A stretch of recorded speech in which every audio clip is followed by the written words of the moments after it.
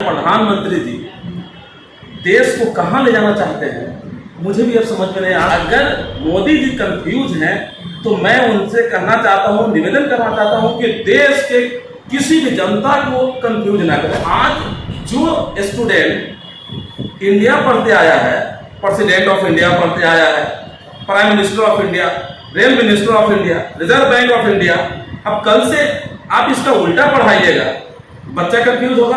मुझे लगता है कि देखिए एक्चुअली ये हिंदुस्तान को कंफ्यूज रखना चाहते हैं, स्टूडेंट को कंफ्यूज रखना चाहते हैं, ऐसे चीजों में उलझा के रखना चाहते हैं कि कोई भी जनता इनसे सवाल न करे। जिस तरह से इंडिया अलायंस का जो गठन हुआ था, शायद ये इंडिया अलायंस के गठन से वो डर गए, जिसके कारण वो इंडिया नाम ही हटा देना चाहते। बिल्कुल।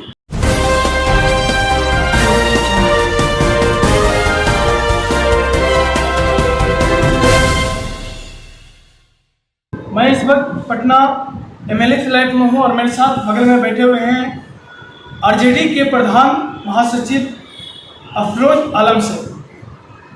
इनसे आज जानने की कोशिश करेंगे जिस तरह से देश के प्रधानमंत्री श्री नरेंद्र मोदी जी के द्वारा जो बयान आया था कि इंडिया नहीं बोलो और भारत ही बोलो, उस बयान पर क्या कुछ कहना चाहते हैं, आइए जानते हैं। स्वागत है। सबसे पहले तो आपके चैनल के माध्यम से मैं देशवासियों को ये त्यौहार जो हमारे भाइयों का जन्माष्टमी, इस जन्माष्टमी का मैं उनको मुबारकबाद देता हूँ। और आपके चैनल के माध्यम से मैं बताना चाहता हूँ कि आदरणीय प्रधानमंत्री जी देश को कहाँ ले जाना चाहते हैं मुझे भी अब समझ में नहीं। आज सुबह में जैसे ही मैं उठा और पेपर देखा तो मैं हंसता रह गया कि भाई ये क्या कहना चाहते हैं। अब ये देश कल रात में हमारा भतीजा पढ़ रहा था तो मैंने उनको पढ़ाया है उस बच्चे को कि who is prime minister of India, तो मैंने बोला कि प्राइम मिनिस्टर ऑफ इंडिया हमारे मोदी जी। अब कल उस बच्चे को हम पढ़ाएंगे कि who is prime minister of Bharat, तो बच्चा हमारा क्या कहेगा कि कल तो इंडिया पढ़ाए थे, अब भारत। तो अगर मोदी जी कंफ्यूज हैं तो मैं उनसे कहना चाहता हूं, निवेदन करना चाहता हूं कि देश के किसी भी जनता को कंफ्यूज ना करें। वो मुझे तो ये लगता है कि ये शिक्षा विरोधी है, ये स्टूडेंट विरोधी है।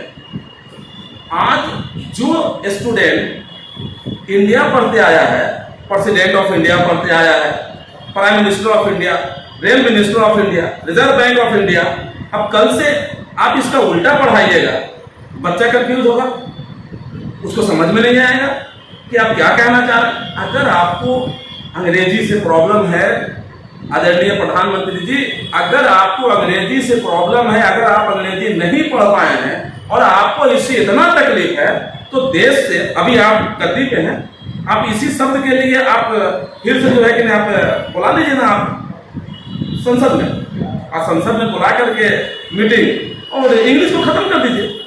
आपको अंग्रेजी शब्द से इतना तकलीफ है तो इस अंग्रेजी शब्द को ही खत्म कर दीजिए, अंग्रेजी विषय को ही खत्म कर दीजिए। ये कह दीजिए कि अब हिंदुस्तान में अंग्रेजी पढ़ना अनिवार्य नहीं, बल्कि अंग्रेजी पढ़ा ही नहीं जाएगा, सब कुछ हिंदी में रहेगा। तो फिर भारत हमारा मजबूरी होगा पढ़ना, हम सिर्फ भारत ही पढ़ेंगे। अगर यदि हिंदुस्तान में इंडिया लिखा जाएगा और इंग्लिश रहेगा तो फिर मैं भारत नहीं बोलूंगा, प्रेसिडेंट ऑफ इंडिया ही बोलूंगा, प्राइम मिनिस्टर ऑफ इंडिया ही बोलूंगा, रेल मिनिस्टर ऑफ इंडिया बोलूंगा, रिजर्व बैंक ऑफ इंडिया ही बोलूंगा। मैं रिजर्व बैंक ऑफ भारत नहीं बोलूंगा, प्राइम मिनिस्टर ऑफ भारत मैं नहीं बोलूंगा, प्राइम मिनिस्टर ऑफ भारत भी नहीं बोलूंगा, ये प्रेसिडेंट ऑफ इंडिया भी मैं नहीं बोलूंगा, भारत नहीं बोलूंगा। ये बताइए कि जैसे कि रिजर्व बैंक ऑफ इंडिया का जो फुल फॉर्म है आरबीआई, हाँ आरबीबी अब होगा, तो वही पूछिए मुझसे कि वो क्या कहना चाहते हैं। आज तक लोग रिजर्व बैंक ऑफ इंडिया पढ़ते हैं, आप भी आप सुने थे, कल तक तो ऐसे लिखते थे कि who is governor of reserve bank of India. अब लोग जब पूछेंगे who is governor of reserve bank of Bharat, तो पूरा ये सिस्टम को बदलना चाहते हैं। मुझे लगता है कि देखिए एक्चुअली ये हिंदुस्तान को कंफ्यूज रखना चाहते हैं, स्टूडेंट को कंफ्यूज रखना चाहते हैं, ऐसे चीजों में उलझा के रखना चाहते हैं कि कोई भी जनता इनसे सवाल न करे। अब जो स्टूडेंट है कल इनसे अपना नौकरी मांगता, समय पे डिग्री मांगता, वो ना मांगे, इसलिए ऐसे शब्द में जो है इनको फंसाना चाहते हैं कि पहले इसी शब्द में फंस करके, इसी मकर जाल में फंस करके 2-4-6 महीने निकल जाए, स्टूडेंट का ये प्रॉब्लम नहीं आए और ये चुनाव कर करके फिर जो है उल्टा सीधा हिंदू मुस्लिम लंच बंद कर करके फिर ये सत्ता में आना चाहते हैं।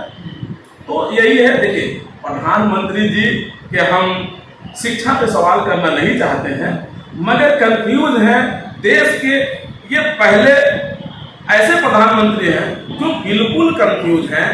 आज तक लोगों को समझ में आता था 2000 का नोट लाते हैं, फिर समझ में नहीं आता है बदल देते हैं, ये कानून लाते हैं बदल देते हैं। समझ में आ रहा था कि भाई हो सकता है कि कम पढ़े लिखे हैं, नहीं समझ पा रहे। अब ऐसा चीज को बदलना चाहते हैं कि इंडिया से इनको इतना तकलीफ है, इनको इंडिया से एक्चुअली तकलीफ नहीं, पढ़े लिखे लोगों से तकलीफ। ये नहीं चाहते हैं कि देश का लोग अंग्रेजी पढ़े, इंग्लिश में बात करे, विदेश में जाकर के अंग्रेजों के आंख में आंख मिला करके बात कर सके, हिंदुस्तान का बात विदेशी जमीन पर अंग्रेजी में बोल करके रख सके, ये नहीं चाहते। इसलिए ये फंसाना चाहते हैं। आप समझ लीजिएगा, आपका बच्चा भी, आपका भाई भी कल झेलेगा। जब अंग्रेजी का एक शब्द इंडिया हटेगा तो मुझे ये संदेह है कि कहीं इस अंग्रेजी शब्द से इनको परहेज हो जाए और ये अंग्रेजी पे बैन न लगा दे, तो आपका बच्चा अंग्रेजी से वंचित रह जाएगा। आपका बच्चा विदेश में जाकर के अंग्रेजों के आंख में आंख डाल के बात नहीं कर सकेगा और बड़ी बड़ी कंपनियों में नौकरी नहीं कर सकेगा। अच्छा अफरोज जी, एक सवाल रहेगा कि जिस तरह से इंडिया अलायंस का जो गठन हुआ था, शायद ये इंडिया अलायंस के गठन से वो डर गए, जिसके कारण वो इंडिया नाम ही हटा देना चाहते। बिल्कुल, तो यही तो समझना है। देखिए फिर कहना है कि ये कंफ्यूज है। आज अगर जैसे कोई भी गठबंधन, अगर भारत अपना नाम रख दे, भारत को अगर कोई अगर ये गठबंधन में मां लिख दे तो ये मां शब्द को भी हटाना चाहेंगे।